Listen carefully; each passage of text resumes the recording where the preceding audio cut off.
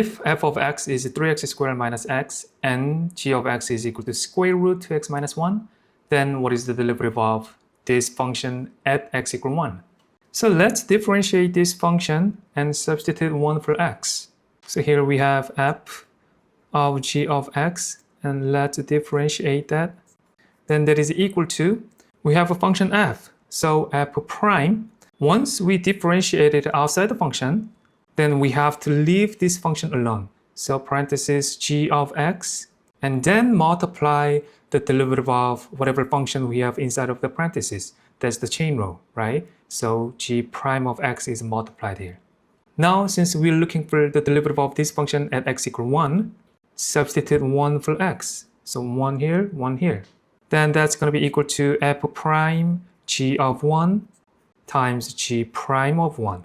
Here, g of 1 is equal to square root 2 times 1 minus 1, which is equal to 1. So this is equal to 1. Now we have to find g prime of 1. Here, g of x is equal to 2x minus 1 to the power of 1/2. So g prime of x is equal to power rule 2x minus 1. 1/2 minus 1 is negative 1 over 2 times, apply the chain rule, the derivative of whatever we have in here. So that's 2, right? So 2. So g prime 1 is equal to 1/2, 2 times 1 minus 1 to the power of negative 1/2 times 2. This is 1, this 1 cancels out. So that is equal to 1. So g prime 1, that's 1. So this expression right here is equal to f prime 1 times 1. Now we have to find f prime 1, right?